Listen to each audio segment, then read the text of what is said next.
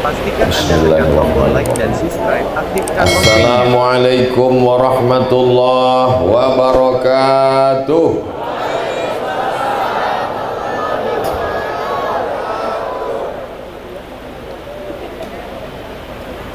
Kalau Tuhan menangkap balam, jangan ditangkap di hari yang cerah. Dari bunyi sambutan salam, nampaknya banyak yang sedih dengan meninggalnya Zubaidah. Apa kabar semua jamaah? Sehat? Alhamdulillahi Rabbil Alamin. Wassalatu wassalamu ala ashrafil khalqi ajma'in, sayyidina wa maulana wa syafi'ina wa zukhrina wa qurrati a'yunina Muhammadin wa ala alihi wa sahbihi wa man da'a bi da'watihi wastanna bi sunnatihi ila yaumi liqa'i rabbih. As-sadatil habaib al-afadil wa akhussu bidzikri. Tak dapat saya sebutkan satu persatu. Khawatirnya rencana di hati ingin memuliakan para habaib, salah sebut malah kurang adab. Habib sebelah kanan Habib Umar Abdul Aziz, Habib sebelah kiri Habib Umar Al-Munawwar.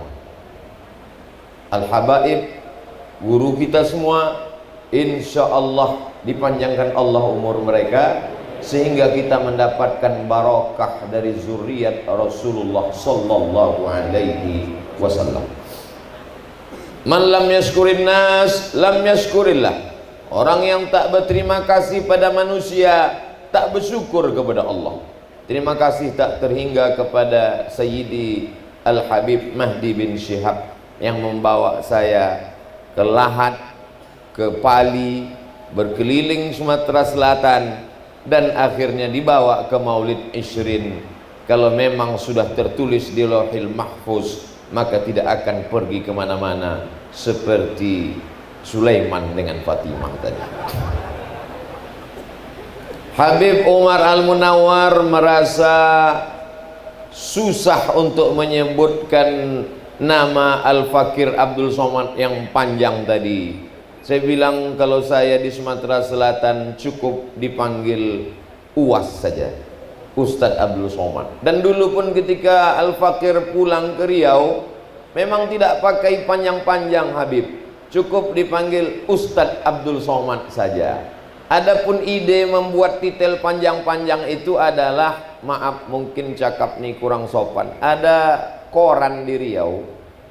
Koran ini isinya di halaman belakang banyak ustadz, tapi jual obat kuat, jual minyak lintah, macam-macam. Jadi khawatir jamaah ini tak bisa membedakan mana ustadz tukang jual obat, mana ustadz yang mengajarkan agama. Nah, itulah maka dibuat ujung itu supaya membedakan itu saja.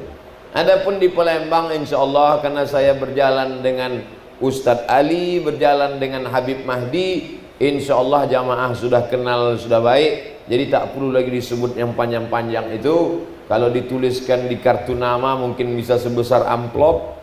Kalau dituliskan namanya di dada bisa sampai ke ketiak.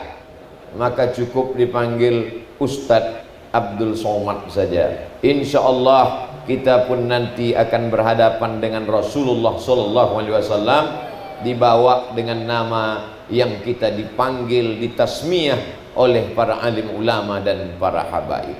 Hadirin hadirat yang dimuliakan Allah Subhanahu wa taala, kalau ada ular piton yang besar, yang kokoh, yang gagah, yang kuat, yang bertenaga, yang berotot, untuk menghabisinya mudah saja, potong kepalanya, habis. Kalau ada singa, raja hutan, gagah, perkasa, berotot, cengkeramannya kuat, suaranya menggelegar, untuk menghabisinya mudah saja, potong kepalanya, selesai. Begitu juga dengan umat yang hebat, yang besar, yang kuat, yang raksasa ini, untuk melemahkannya mudah saja, potong kepalanya, jauhkan dari badannya. Kepala umat ini adalah Sayyidina wa Maulana Muhammad sallallahu alaihi wasallam. Bagaimana cara menjauhkan umat ini dari kepalanya, dari induknya? bagaimana cara menjauhkan umat ini dari Nabi Muhammad sallallahu alaihi wasallam?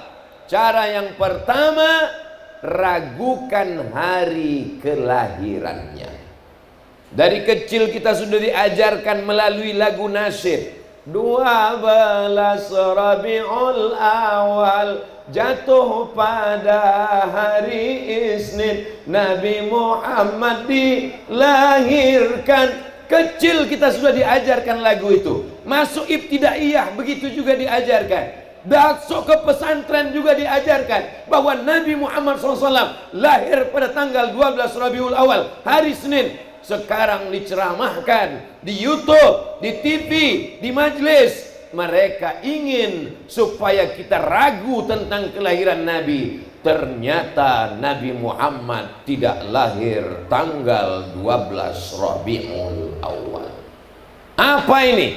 Taskik, meragukan, menyamarkan, supaya terlepaslah kepala ini dari badan. Tapi insya Allah usaha ini tidak akan berhasil. Kenapa? Karena setelah Maulid Arba'in dilanjutkan dengan Maulid Isrin, dilanjutkan dengan Maulid Tis'in.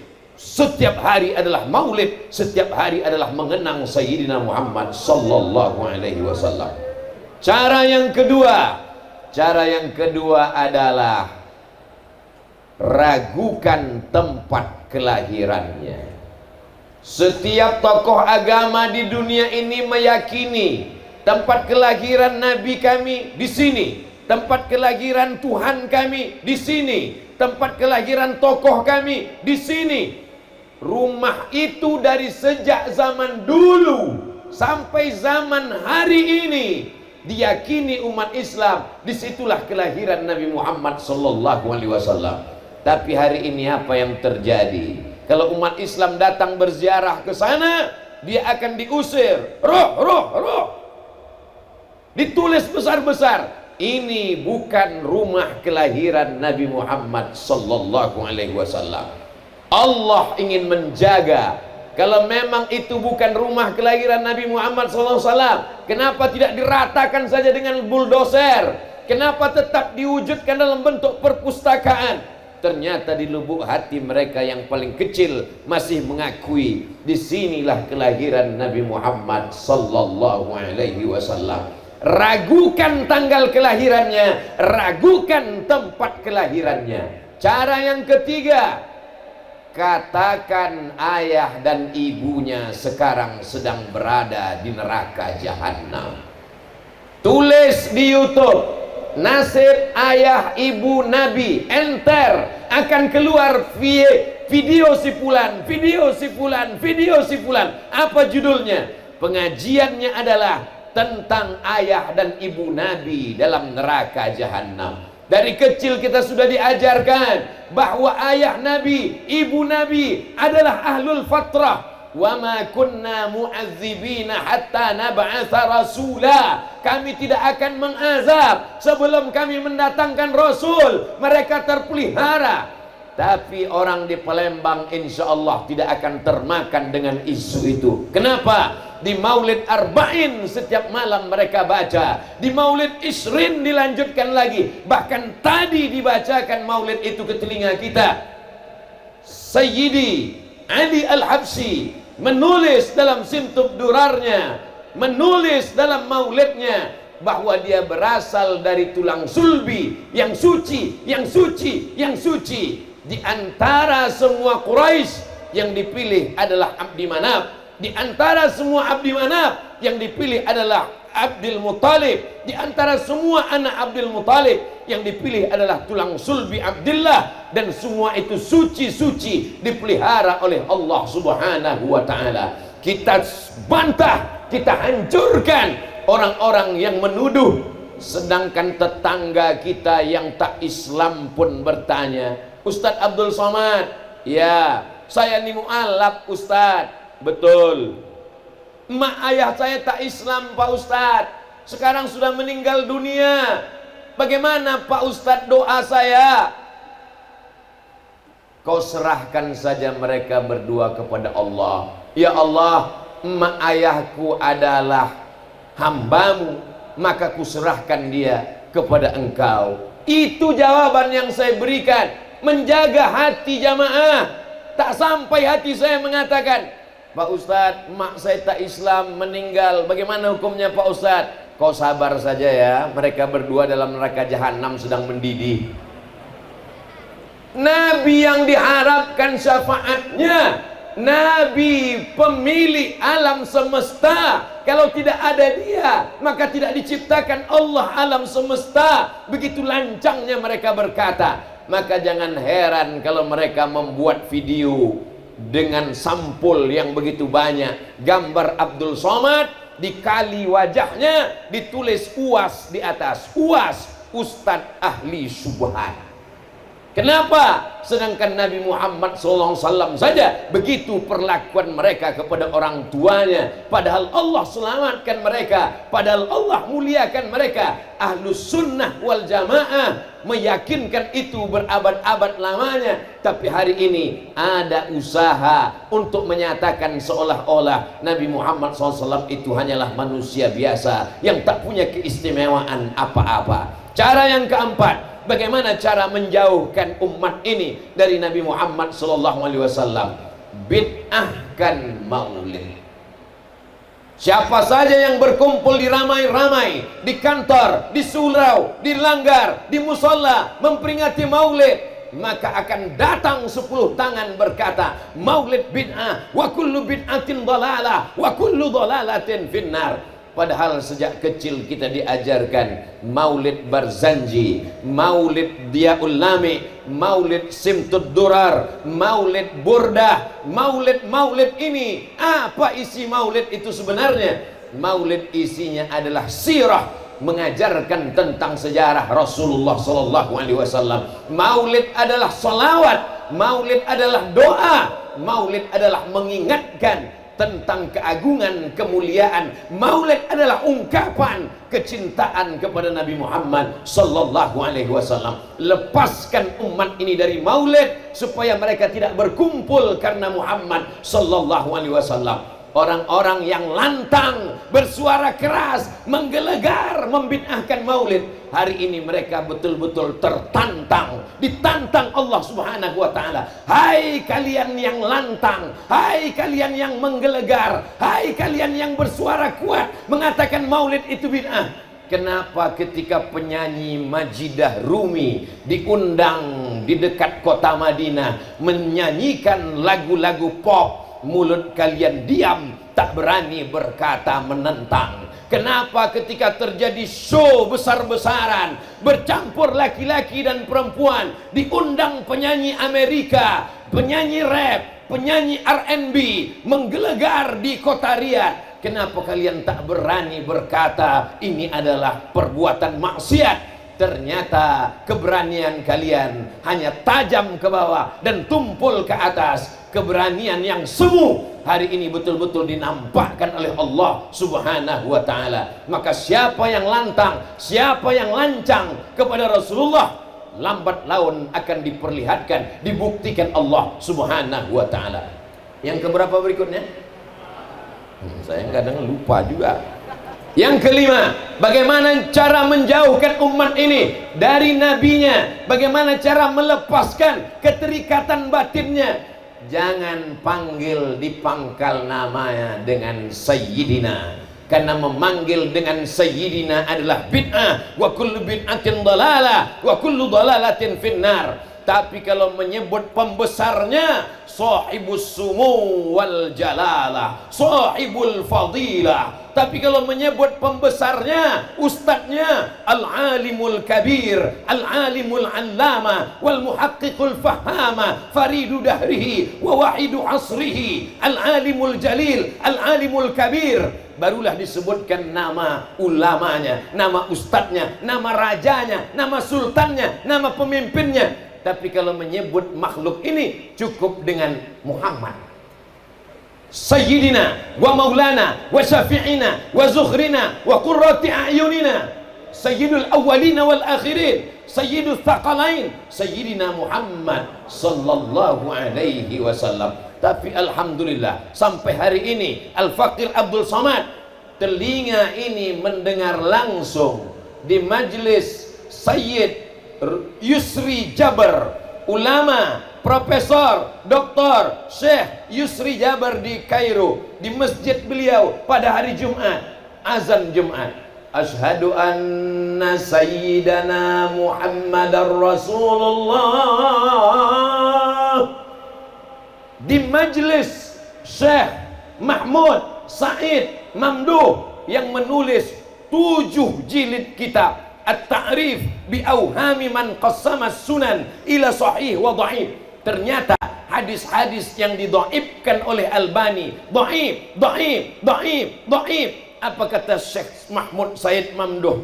Qultu bal sahih bi jami'i syawahidihi wa mutabi'ihi. Ternyata dia mengkaji satu hadis, satu sanad, dapatnya illat, dikatakannya dhaif, padahal hadis itu syawahidnya banyak, mutabaatnya banyak. Setelah diteliti ternyata hadisnya sahih, bukan 1, bukan 2, bukan 3 hadis, 7 jilid. Satu jilidnya 500 halaman, 7 jilid 3.500 halaman. Silakan baca kalau tak percaya. Allah Ta'ala ingin menunjukkan. Maka kalau saya berceramah, jangan heran saya sebutkan Allahumma salli ala sayyidina wa syafi'ina wa zuhrina wa maulana wa qurrati a'yunina sayyidul awwalina wal akhirin sayyidul thaqalain sayyidina Muhammad sallallahu alaihi wasallam. Sampai hari ini kalau Abdul Somad ceramah belum pernah ada protokol memanggil. Berikut ini mari kita dengarkan tausiah dari Somad. Belum, tapi baru di majelis Ishrin inilah yang paling lengkap dan sempurna. Al-Mahfuz, yang dipelihara dan terjaga Abdul Somad, didoakan dalam panggilan nama, bukan sekedar nama saja. Nabi Muhammad SAW mau dikecilkan, dikerdilkan, tak boleh dipakai Sayyidina di pangkal. Siapa yang mengatakan Sayyidina berarti sudah berbuat bid'ah. Padahal kata Sayyidina itu beliau sendiri yang berkata, Ana Sayyidu waladi Adam. Aku adalah Sayyid, pemimpin anak cucu keturunan Adam. Innal Hasan wal Husain sayyida syababi ahlil jannah. Sesungguhnya Sayyidina Hasan, Sayyidina Husain, pemimpin pemuda penghuni surga. Kalau cucunya boleh dipanggil Sayyidina, kalau cucunya boleh dipanggil Sayyidina, kenapa datuknya tak boleh dipanggil Sayyidina? Kalau Yahya dikatakan dalam Al-Quran Sayyidah wa Hasura, kalau Nabi Yahya dipanggil Sayyidina, mengapa dia yang ulul azmi, dia yang Sayyidul Ambalin wal Akhirin, Sayyidul Mursalin, mengapa tidak dipanggil Sayyidi ya Rasulullah, Sayyidina wa Maulana Muhammad sallallahu alaihi wasallam? Semakin dibid'ahkan maulid, semakin kita perbanyak maulid. Semakin dibid'ahkan Sayyidina, makin kita tambah Sayyidina wa Maulana wa Syafi'ina wa Zukhrina wa Qurrati a'yunina. Sampai akhirnya siapa yang paling banyak, siapa yang paling kuat, siapa yang paling sering, dialah yang akan menang. Cara melawannya tak cukup hanya sekedar dalil, tapi terus gemborkan, terus syiarkan, terus ulang. Maka dua kemungkinan, kalau kita lelah mereka akan menang, kalau mereka yang lelah insya Allah kita gas terus. Maulid Arba'in, Maulid Ishrin, Maulid Khamsin, Maulid Tis'in, Maulid Yaum Walailah sampai hari kiamat insya Allah. Allahu Akbar. Yang keenam, bagaimana cara melepaskan umat ini dari Nabi Muhammad sallallahu alaihi wasallam? Maka tak lain tak bukan adalah hilangkan kecintaan kepada Nabi sebagai Sayyidul Arabi wal Ajam. Dia adalah Arab, mau dipungkiri, mau disukai, mau tidak. Qur'anan Arabiyan, Quran itu diturunkan dalam bahasa Arab. Siapa yang mau mengingkari itu? Sampai hari ini belum pernah saya melihat ada orang membaca Quran pakai bahasa Indonesia. Kalaupun dibacanya huruf Latinnya karena tak pandai baca Arab, tetap juga bunyinya bunyi Arab, walaupun lain agak segini, ya asin gitu. Karena A-nya 2 biji. Al-ladzina gitu. Padahal al-ladzina. Karena tak pandai dia mengaji. Adapun orang berdoa sholat, belum pernah hari ini saya mendengar ada orang sholat pakai bahasa Indonesia. Itu belum ada lagi. Belum ada lagi orang sholat pakai bahasa Indonesia diterjemahkannya ke bahasa yang dia mampu. Inna sholati, my praying, wa mahyaya, my life, wa mamati, my die, lillahi ta'ala, for you, oh my God. Tak ada. Dia tetap berkata inna salati wa nusuki wa mahyaya wa mamati lillahi rabbil alamin. Belum pernah lagi ketika sholat, rasanya sudah banyaklah tempat saya sholat. Sholat saya di Sydney, sholat saya di Melbourne, sholat saya di sana. Belum pernah lagi saya dengar mereka mengatakan peace be upon you, oh all my brother. Saya sebenarnya cuma mau ngasih tahu pernah ceramah di Australia itu. Mereka yang rambutnya pirang, matanya biru, tetap berkata Assalamualaikum warahmatullah. Mengapa membenci dia? Karena Arab. Kenapa membenci Arab? Ini adalah salah satu untuk menjauhkan. Padahal dulu mereka begitu bangganya mengikut tradisi-tradisi Arab. Orang-orang Eropa membuat rumah dengan arsitektur Arab. Orang Eropa kalau dia kaya, kalau duitnya banyak, maka dia akan buat rumah mengikut arsitektur Arab. Orang Barat yang mengikut Arab punya istilah khusus namanya mozarabik. Bahkan pakaian ini dari Barat.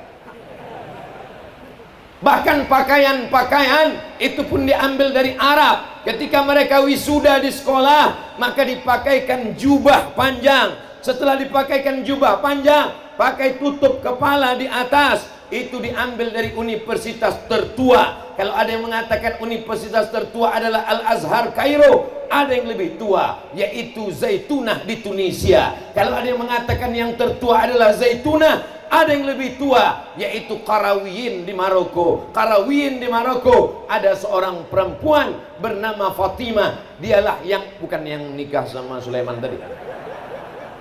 Fatimah inilah yang mendesain pakaian alumni-alumni dari Universitas Qarawiyyin. Kalau mereka sarjana, dipakaikan pakaian itu. Lalu orang di Spanyol ketika Islam berkuasa di Andalusia, di Cordova, mereka melihat kehebatan umat Islam, mereka tiru pakaian itu. Akhirnya pakaian itu dipakai di universitas-universitas Eropa. Datang orang Indonesia yang belajar ke Barat, ke Inggris, ke Perancis, ke Jerman, mereka bawa pakaian itu pulang sampai ke negeri kita. Dikatakan pakaian itu dari Barat, padahal dari Arab. Nama pakaiannya toga. Pakai jubah tak mau, pakai sorban tak mau, pakai toga ya bodoh. Padahal asalnya sama. Orang kita ini meniru-niru, sampai warna rambut pun ditiru, sampai warna kuku pun ditiru, sampai tato pun ditiru. Yang penting orang Barat.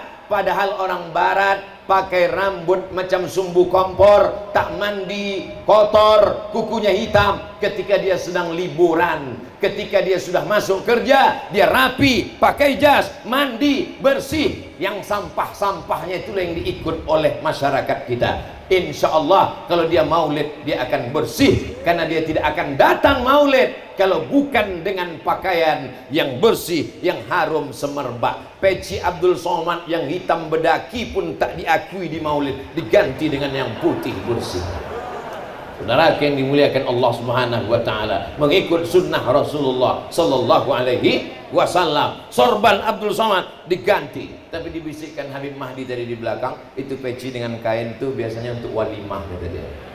Datang pula cemas saya di dalam. Saudara yang dimuliakan Allah Subhanahu wa taala, berikutnya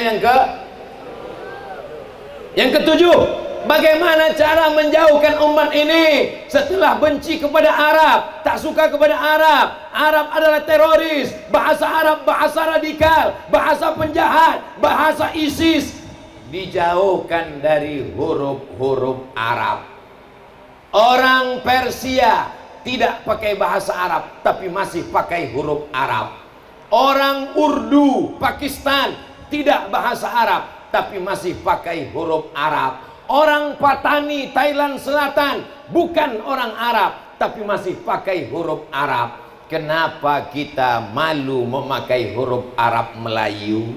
Dulu Abdul Somad waktu masih kecil mau masuk SD, kata kepala sekolah, coba pegang telinga kanan pakai tangan kiri. Tak sampai, tak diterima masuk SD. Dimasukkan ke sekolah di depan rumah, namanya sekolah Arab. Belajar hanya pakai huruf Arab, tapi Arabnya Arab Melayu. Kelas 1 Arab Melayu, kelas 2 Arab Melayu, kelas 3 Arab Melayu. Muncul masalah kelas 4, tak bisa tulis Latin ABCD EEFG HIJK, hanya bisa alif bata sajim hakho, huruf Arab Melayu. Alhamdulillah, setelah otonomi khusus, Provinsi Riau mendapat daerah otonomi, boleh menggunakan huruf Arab. Akhirnya di kantor-kantor, di jalan-jalan, memang kami pakai huruf Latin, tapi masih dipakai huruf Arab. Kantor gubernur pakai waw. Jalan Sudirman, untuk mengingatkan anak cucu kita bahwa dulu sebelum Belanda datang, sebelum Jerman datang, sebelum Sekutu datang, kita pakai huruf Arab Melayu. Orang Aceh menulis kitab namanya Sabilal Muhtadin. Sabilal Muhtadin disyarah oleh orang Kalimantan, namanya Syekh Muhammad Arsad Al-Banjari. Orang Kalimantan berbahasa Banjar, orang Aceh berbahasa Aceh, tapi waktu menulis kitab mereka pakai bahasa Melayu dan bertuliskan huruf Arab Melayu. Karena kitab Sabilal Muhtadin terlalu tebal, maka diringkas tipis menjadi buku Verukunan Melayu, pakai huruf Arab Melayu. Tulis Arabnya lurus, tulis terjemahnya miring. Usolli fardhu zuhri arba'a raka'atin adaan ma'muman lillahi ta'ala. Sengaja aku sholat zuhur 4 rakaat kerana Allah, makmum kerana Allah Ta'ala. Ini huruf-huruf ditinggalkan. Wahai bapak ibu yang punya sekolah Raudhatul Atfal, pendidikan TK Quran, SD Quran, bangkitkan lagi semangat huruf Arab Melayu. Dulu ketika orang Melayu masih pakai huruf Arab Melayu, dijamin 100% tidak ada satupun orang Melayu yang buta huruf Al-Quran. Kenapa? Karena mereka tahu huruf Arab. Saya bukan ingin mengajak kita kembali ke huruf Arab Melayu lalu meninggalkan ABCD. Silakan pakai ABCD. Itu Ustadz Somad, Ustadz radikal, anti bahasa asing. Kami di Maroko bukan cuman bahasa Inggris, bahasa Prancis pun wajib belajar. Siapa namamu? Komong Tutapel. Nama saya Abdul Somad, Jumapel Abdul Somad. Saya mahasiswa di Darul Hadis Institute. Je suis étudiant à Darul Hadis Établissement. Apa kabar? Lupa pula.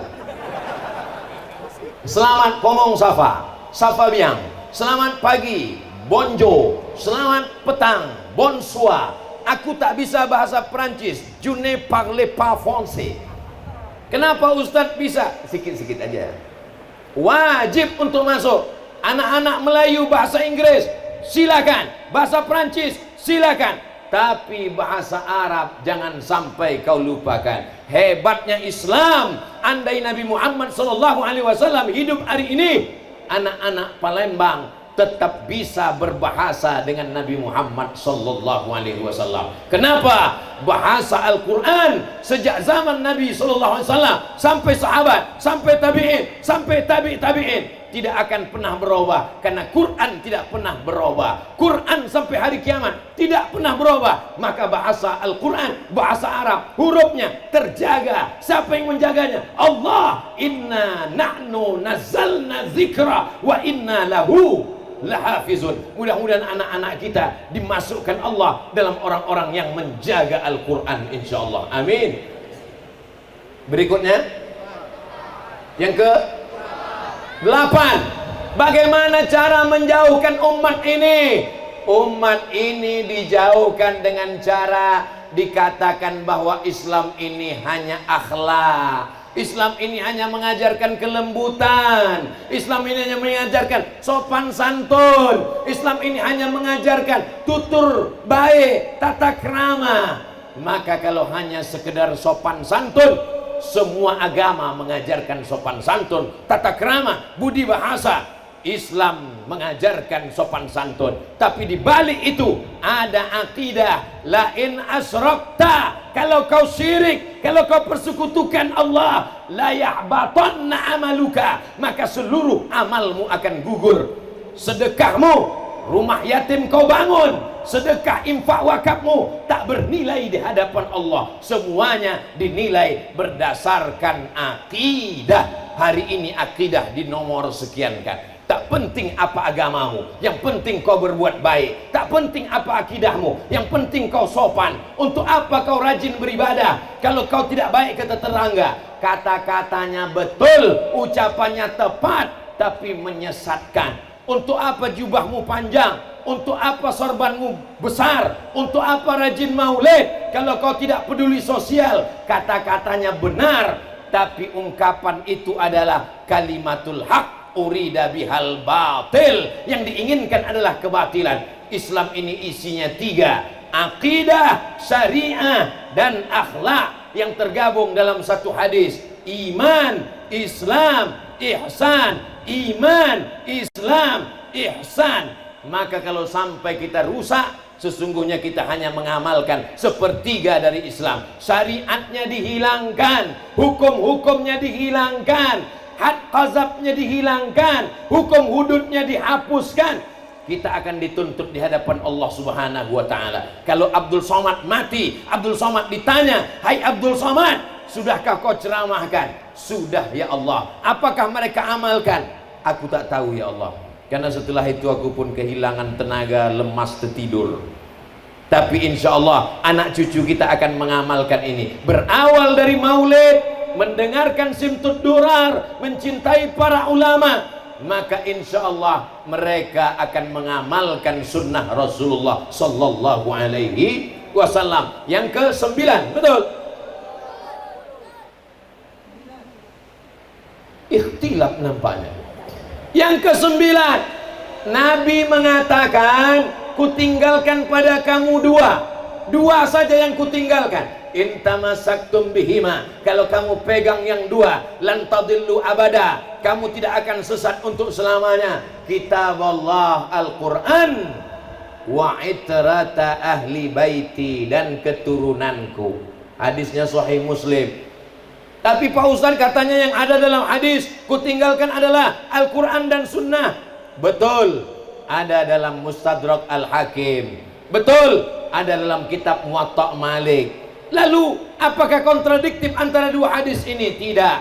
Allah, Al-Quran, Sunnah Rasulullah ada dua. Sunnah dalam bentuk tulisan, Sahih Bukhari, Sahih Muslim, Sunan Abi Daud, Sunan Nasai, Sunan Tirmizi, Sunan Ibni Majah, Muwatta Malik, Musnad Ahmad bin Hanbal, Sunan Ad-Darimi, Musannaf Ibni Abi Syaibah, Mustadrak Al-Hakim. Dia hanyalah tulisan tinta di atas kertas, dia tidak bergerak. Lalu mana sunnah yang bergerak? Sunnah yang bergerak adalah zuriat keturunan Rasulullah Sallallahu Alaihi Wasallam. Dari mulai ujung rambut mereka sampai ke ujung kaki, bagaimana cara memasang imamah, mereka bersanad dari ayah mereka, dari datuk mereka, sampai kepada Sayyidina Al-Husain, sampai kepada Sayyidina Ali, sampai kepada Sayyidina wa Maulana Muhammad Sallallahu Alaihi Wasallam. Dari mulai cara memakai cincin di kelingking, dari mulai pakai tongkat, dari mulai memakai burdah, dari mulai memakai imamah, dari mulai memakai jubbah, mereka mengamalkan sunnah karena mereka bangga dengan sunnah datuk-datuk mereka, sampai hari ini terpelihara. Lalu kenapa dikatakan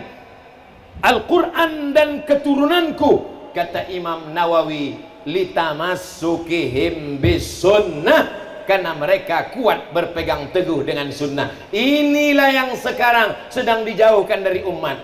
Dengan lembutnya menyebarkan ceramah, tidak ada lagi keturunan Nabi Muhammad Sallallahu Alaihi Wasallam.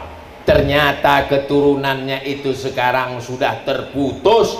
Kalau terputus keturunannya, berarti pembohonglah Imam Muslim, karena hadis itu ada dalam Sahih Muslim, dan hadis itu sahih. Kitab yang paling sahih setelah Al-Quran adalah Sahih Bukhari, setelah Sahih Bukhari adalah Sahih Muslim. Kitab sahih nomor 2 ditulis oleh Imam Muslim Ibnul Hajjaj Al-Qusairi An-Naisaburi. Hadis Nabi menunjukkan bukti bahwa zuriat keturunan Nabi ada sampai hari kiamat. Dan pulau Sumatera, dari mulai ujung Aceh sampai Lampung, paling banyak zuriat itu berada di Sumatera Selatan.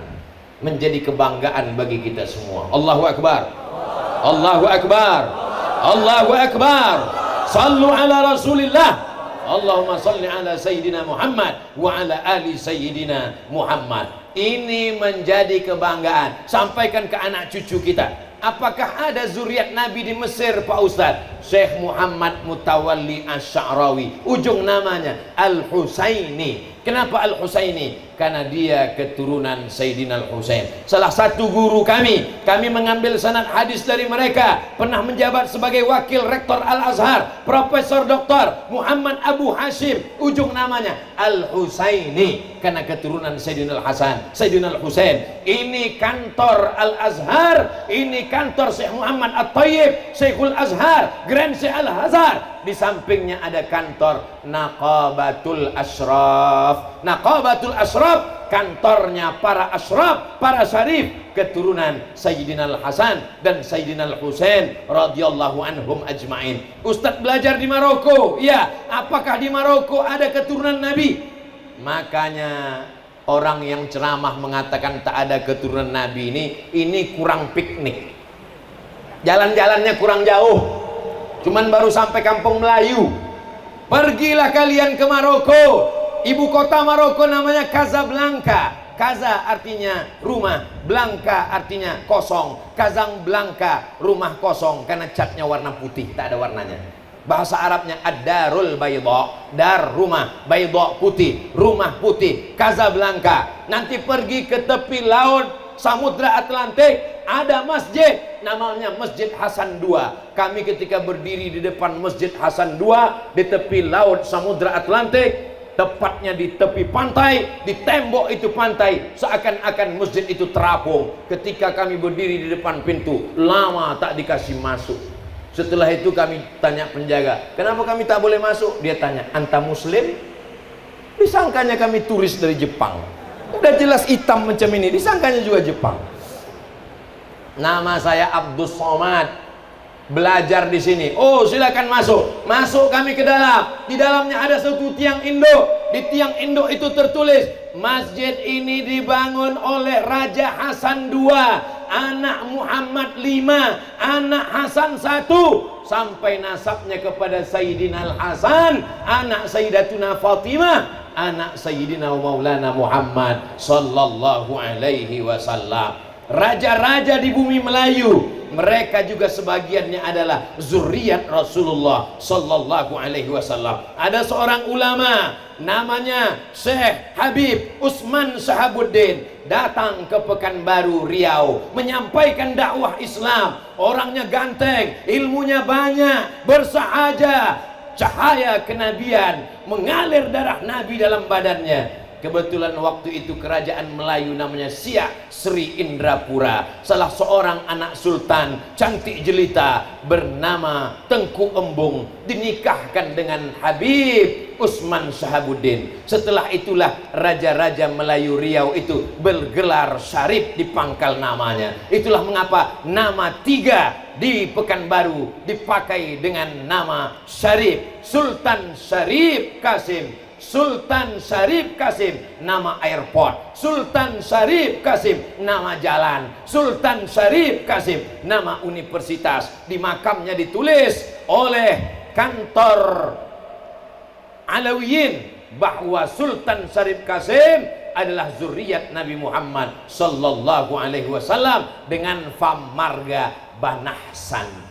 Hari ini ada pula orang berkata tidak ada lagi keturunan Nabi Muhammad sallallahu alaihi wasallam. Jangan hanya gara-gara pernah membeli cincin palsu lalu kau katakan semua cincin di dunia ini adalah cincin palsu. Kebetulan nasib kau aja tentang tak beruntung. Buktinya kami berjumpa dengan cincin-cincin yang asli. Kenapa Ustaz tiba-tiba ingat cincin? Karena baru dapat cincin bagus. Tapi lebih bagus lagi cincin Ustaz Kemas Ali. Saudara yang dimuliakan Allah Subhanahu wa taala. Yang keberapa sekarang? Yang ke-10. Dijauhkan umat ini dari pembacaan pengenangan tentang Nabi Muhammad SAW melalui tawassul. Tidak boleh bertawassul dengan menyebut Nabi Muhammad SAW. Siapa yang bertawassul, berdoa dengan Nabi, maka dia musyrik.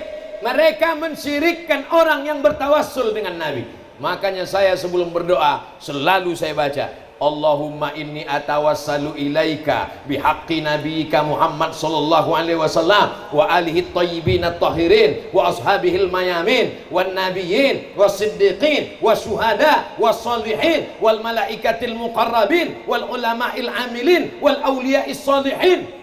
Saya buat makin banyak-banyak supaya bolak-balik saya disyirikkannya. Somat musyrik, somat musyrik, somat musyrik, somat musyrik, somat kafir, somat fasik, somat mubtadi, sampai dia capek akhirnya kumat darah tinggi dan mati mendadak.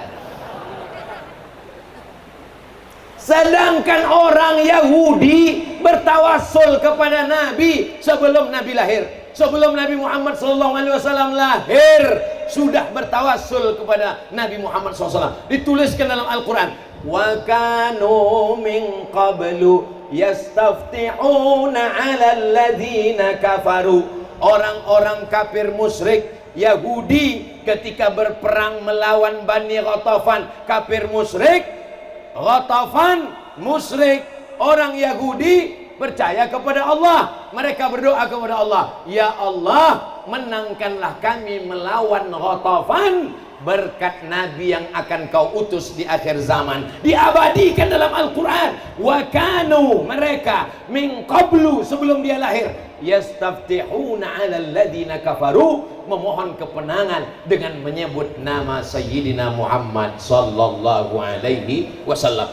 Kalau sebelum dia lahir mereka bertawassul, apalagi setelah mereka melihatnya secara nyata, setelah dia lahir, setelah dia ada di dunia, mereka bertawassul kepada Nabi Muhammad sallallahu alaihi wasallam. Kalau mau lengkap hadis-hadis tentang tawassul ini ditulis secara lengkap oleh yang mulia Sayyidi Muhammad bin Alawi bin Abbas Al-Hasani Al-Maliki, yang sanadnya bersambung. Orang Palembang ambillah sanad langsung dari murid almarhum Sayyid langsung kepada Sayyid Umar Abdul Aziz, yang langsung murid daripada Sayyid Muhammad bin Alawi bin Abbas Al-Hasani Al-Maliki. Dalam kitabnya Mafahim Yajib an Tusahhah, Nabi Muhammad sudah dijadikan sebagai tawassul sebelum dia ada dalam bentuk wujud di alam nyata, karena dia makhluk yang diciptakan Allah, paling tua. Di mana kita bisa tahu? Makanya dengarkanlah pembacaan maulid. Dalam pembacaan maulid tadi dikatakan, riwayat dari Jabir, riwayat dari Abu Hurairah, bahwa Nabi SAW sudah ada sebelum alam semesta ada. Maka ketika Nabi Adam diciptakan, lalu Nabi Adam mengangkat kepalanya, lamma khalaqtani, ketika kau ciptakan aku dari tanah, nafakhta fi ruhi, kau tiupkan ruh ke dalam tanah, rafa'tu ra'si, ku angkat kepalaku. Saat kepalaku ku angkat, kulihat di tiang aras ada nama yang bersanding dengan namamu, dan nama itu adalah nama Sayyidina wa Maulana Muhammad sallallahu alaihi wasallam. Maka Nabi Adam pun berdoa, Rabbana zalamna anfusana wa illam taghfir lana wa tarhamna lanakunanna minal khasirin. Allahumma inni atawassalu ilaika bihaqqi Muhammad. Aku meminta kepadamu ya Allah, aku bertawassul kepadamu ya Allah berkat Nabi Muhammad sallallahu alaihi wasallam. Kita berdoa disuruh bertawassul, ya ayyuhalladzina amanu taqullaha wabtaghu ilaihil wasilah. Ya ayyuhalladzina amanu ittaqullaha wabtaghu ilaihil wasilah, dan kita siang pagi malam 5 kali mendoakan wasilah untuk dia. Allahumma rabb hazihi da'wati tammah was salatil qa'imah ati sayyidana Muhammadanil wasilata. Kenapa wasilah kita mintakan tapi kita tidak berwasilah kepada Allah melalui dia? Inilah orang bodoh tapi dipelihara. Minta wasilah kepada Allah, minta dijadikan dia sebagai wasilah. Ati sayyidana Muhammadanil wasilata wal fadilah wasyarafa wad darajatal aliyatar rafi'ah wab'athullahumma maqaman mahmudan alladhi wa'adta. Dan Allah kalau sudah berjanji, innaka la tukhliful mi'ad. Tapi bagaimana cara mereka menjauhkan kita dari Nabi? Jangan bertawassul kepada Nabi Muhammad, karena dia sudah meninggal dunia. Disangkanya Nabi Muhammad itu meninggal macam kucing mati. Nabi SAW punya kehidupan khusus. Ketika kita mengucapkan salam kepada dia, inna salataka ma'rudatun alaika, inna salataka ma'rudatun alayya. Salawat kalian di kota Palembang dibawa ke makam Nabi Muhammad di kota Al-Madinah Al-Munawwarah.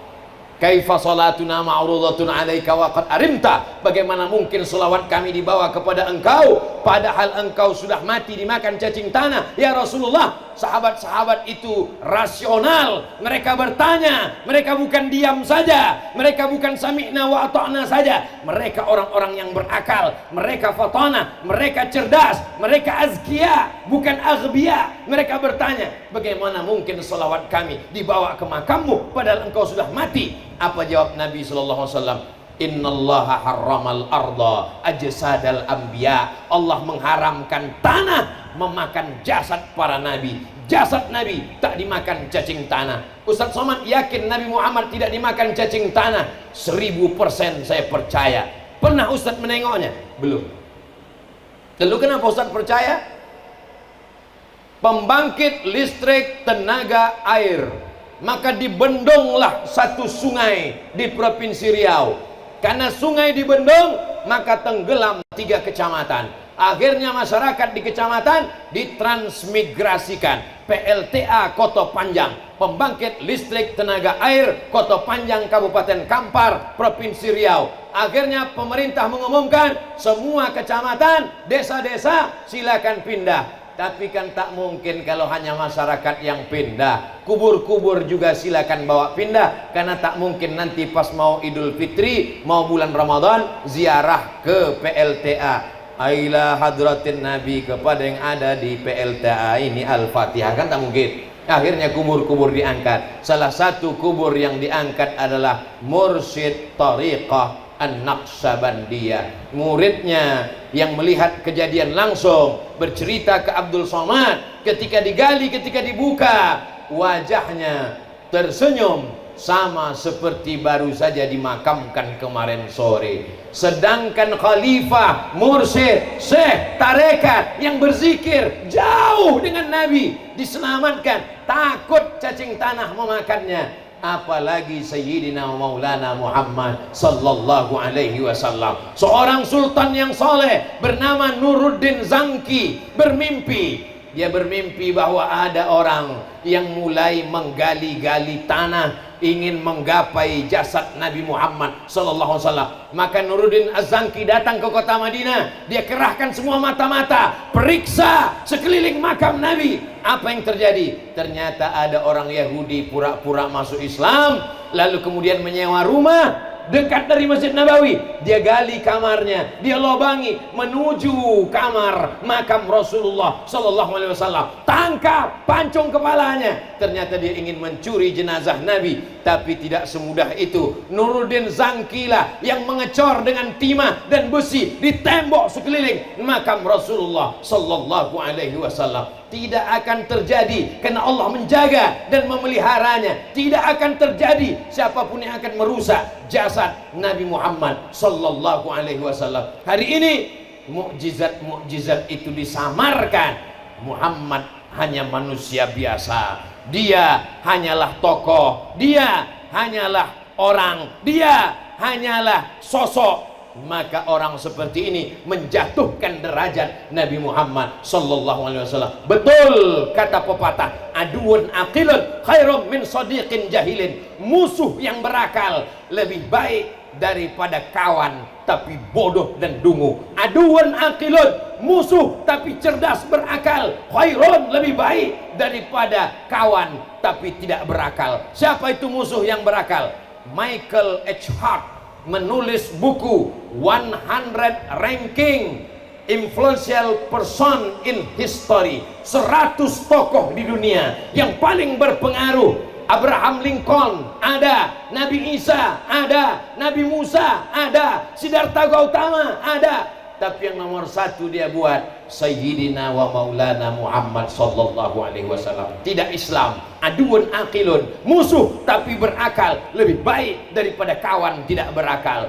Maka Majelis A'la Lissu'un Al-Islamiyah, Majelis Tinggi Islam Kairo, mengundang Michael H. Hart ke Kairo untuk seminar, dipresentasikan di depan umat Islam. Kenapa kau buat Nabi Muhammad nomor satu? Anda yang menulis buku 100 ranking itu Abdul Somad, dibuatnya Nabi Muhammad nomor satu, itu namanya apologi, membela agama sendiri. Anda yang menulis buku itu Abdul Somad, dibuatnya Nabi Muhammad nomor satu, maka orang tak heran, mungkin Abdul Somad sedang cari muka supaya bisa masuk surga dengan bukunya. Tapi ini yang menulis orang tidak Islam. Lalu kenapa dibuat nomor satu? Ternyata setelah diteliti-teliti, apa kata dia? Musa membawa Bani Israel dari Mesir menuju Palestina, tak sampai ke Palestina, meninggal di dataran Sinai. Perjalanan itu dilanjutkan oleh muridnya Yusha bin Nun, Joshua kata mereka. Sulaiman, bukan yang nikah dengan Zubaidah tadi. Sulaiman hebat, raja di raja, gagah perkasa, tapi orang lupa dia adalah anak Daud. Daud adalah raja Bani Israel. Orang barat menyebutnya King David. King David punya anak namanya King Solomon. Solomon adalah Sulaiman. Ada pula yang mengatakan kerajaannya sampai ke Yogyakarta, menjadi daerah Sleman. Tapi Muhammad sallallahu alaihi wasallam, Sayyidina wa Maulana wa Syafi'ina wa Dhukhrina wa Qurrati Ayunina, ayahnya Abdullah, seorang pedagang, bukan raja, tapi dia menguasai dunia. Dunia semesta dikuasainya. Dia adalah, kalau bahasa kampungnya, from zero to hero.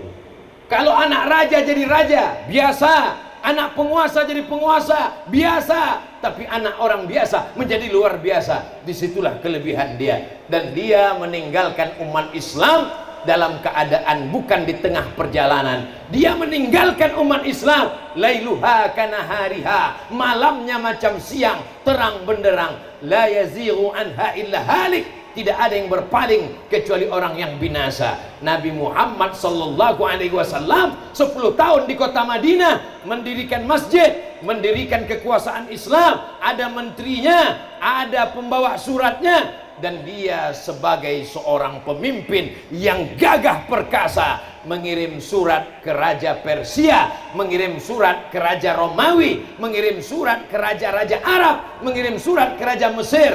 Layaknya dia sedang mengirim surat sebagai seorang kepala negara. Maka semua syarat-syarat negara ada pada diri dia. Syarat negara ada 5. Yang pertama, ada presidennya, ada rajanya, ada sultannya. Yang kedua, ada wilayah kekuasaannya. Yang ketiga, ada rakyatnya. Yang keempat, ada hukumnya. Yang kelima, ada sistemnya. Apakah 5 syarat ini ada pada diri Nabi? Ya.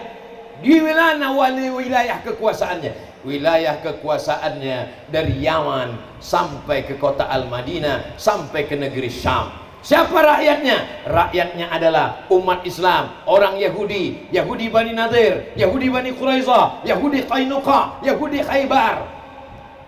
Apa hukum yang dipakai? Hukum Al-Quran. Wa man lam yahkum bima anzalallah fa ulaika humul kafirun, wa man lam yahkum bima anzalallah fa ulaika humul fasiqun, wa man lam yahkum bima anzalallah fa ulaika humul fasiqun. Hukum-hukum itulah yang dituliskan dalam fikih yang disebut dengan fikih jinayah, fikih siasa, fikih jihad.